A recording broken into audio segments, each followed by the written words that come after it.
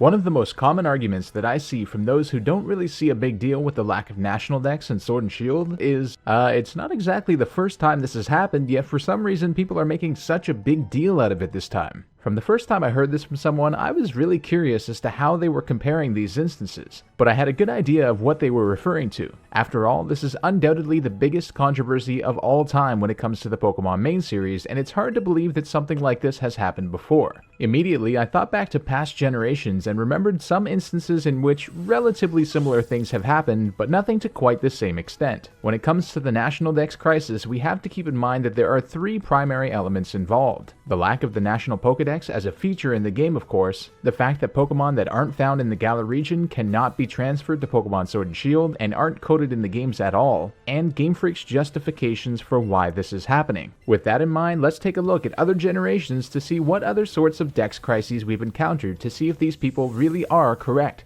There are indeed some interesting findings in here.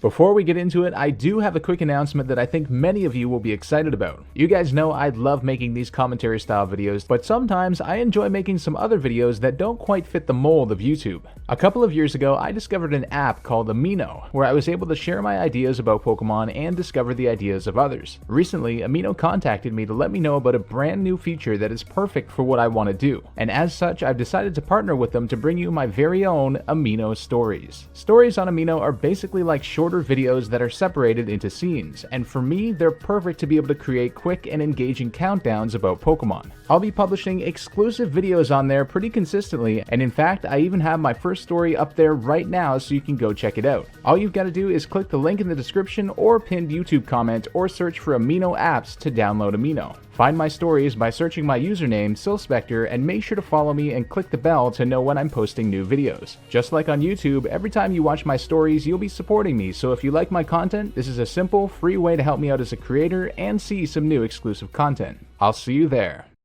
Now, when it comes to past generations and issues with the National Dex, Generation 1 has no place in this conversation. Pokemon Red, Blue, and Yellow's regional Kanto Pokedex was technically also the National Dex since it included all 151 existing Pokemon in the order we still know them in today. Generation 2, however, is where things begin to become interesting. Initially, when you start out your journey, you get access to what is called the New Pokedex, which technically serves as the Johto Regional Pokedex. This Pokedex has a very weird order, with the Johto starters at the beginning, the Kanto starters towards the end, and the Kanto and Johto Pokemon being completely mixed throughout, with Kanto Pokemon that evolve in Johto appearing next to their evolutions. However, there was also the Old Pokedex, which features all 251 Pokemon in the regular National Dex order, and interestingly, an Unknown Dex, which catalogs all 26 unknown forms. Nonetheless, in both Pokedexes, all 251 Pokemon do appear, but in order to get some, most notably the Kanto starters, some fossils, and legendaries, you of course have to trade from Red, Blue, and Yellow using the Time Capsule feature.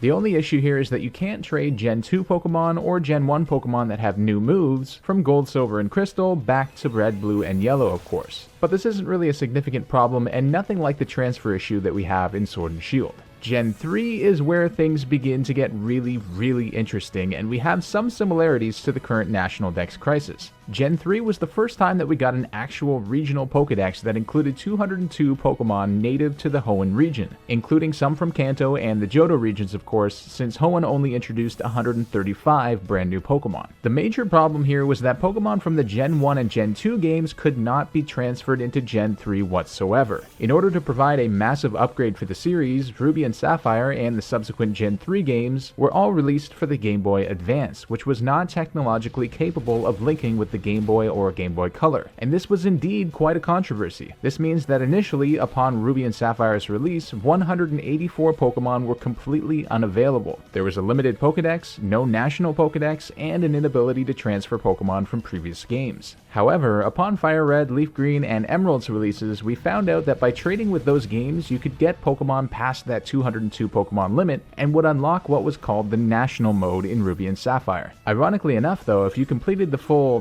National Dex, you could get a diploma despite the National Dex not being available in Ruby and Sapphire as standalone games. There were some messy situations such as not being able to evolve an Eevee into Umbreon or Espeon in Fire Red and Leaf Green because the game had no day or night modes or internal clock like the other Gen 3 games did, or not being able to evolve Gen 1 Pokemon that got later evolutions until you beat the game, such as Golbat and Crobat, but ultimately it was possible to get all 386 Pokemon in all of the Gen 3 games, although Colosseum and or XD were required for Jirachi and other rare Pokemon not obtained through events, such as Ho-Oh and Lugia. In Diamond, Pearl, and Platinum, there were no real problems like this one. There was both a regional dex and a national dex, which you could complete by using the PAL Park feature to transfer from GBA games, despite Gen 4 being on the DS. Black and White brought along a very interesting situation that people often cite, where the 156 brand new Gen 5 Pokemon were the only ones available to obtain in the in-game, meaning it was extremely limited but did give us a chance to familiarize ourselves with the new Mons. However, after beating the game, Professor Juniper's father would give us the national dex, which could be completed by using the Poke Transfer feature to send up Pokemon from the Gen 4 games, thereby allowing all 649 National Dex Pokemon to be obtained. Black 2 and White 2 also expanded the initial regional dex to 300 Pokemon, which helped this process. In Gen 6, X and Y had the largest regional dex of all time at 457, and the full national dex was unlocked after beating the game. In addition to trades from Omega Ruby and Alpha Sapphire, all 721 Pokemon could be obtained through the Pokebank feature, which ultimately allowed all Pokemon from Gen 3 onwards to be transferred up to this gen.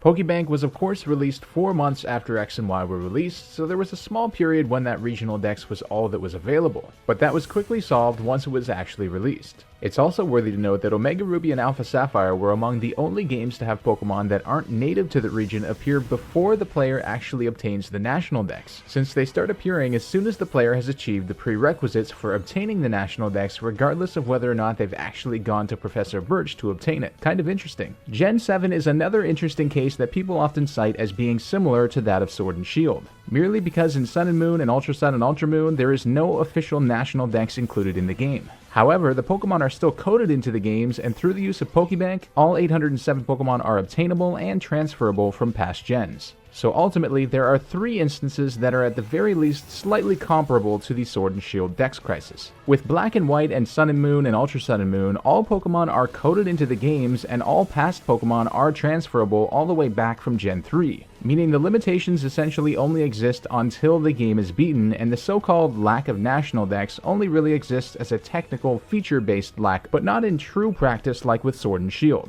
Again, people aren't too concerned with having a limited regional dex initially in Sword and Shield. This has always been the case. It's just the sheer inability to transfer many Pokemon from past games even in the post-game, where competitive battling and pure freedom and massive Pokemon selection have always been core values for players. Ruby and Sapphire is definitely the closest situation to the Sword and Shield Dex crisis because Pokemon from past gens weren't transferable at all, and there initially wasn't a National Dex. However, the unobtainable National Dex Pokemon themselves were coded into the games, and the next games in the generation made them officially available and tradable and unlocked the full 386 Pokemon National Mode. The justification for the lack of transferring is also a lot stronger. It just wasn't technologically possible to connect the Game Boy and Game Boy Advance games, and lots of Pokemon stats had been updated, thankfully, such as the EVs and their base stat distinction as of Gen 3 that wouldn't have translated properly from Gens 1 and 2. This time around with Sword and Shield, the Pokemon just aren't coded into the games at all, and therefore even future games won't be able to unlock the National Dex in Sword and Shield unless a patch is introduced. And the justifications have basically been that it would be too much work and to balance the battle system merely by cutting out Pokemon. Anyway, there we go everyone, an analysis of whether or not the National Dex crisis like this one has ever happened before.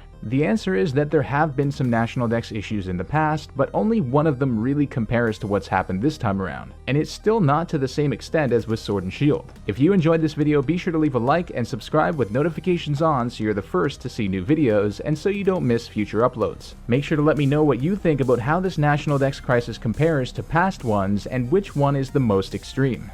Before we go, I do want to give a quick plug to my Twitter page where I talk more about my thoughts and keep you guys updated on video progress, and my Discord server where we've got an awesome Pokemon community that loves to chat all about these topics. If you're interested in joining along with either one, the links will be in the description below, so make sure to check them out. And don't forget to check out my Amino app profile to follow and watch my exclusive content using the link at the top of the description too. Anyway, thanks so much for watching everyone, this has been Spectre, and I'll see you guys next time for some more Pokemon content.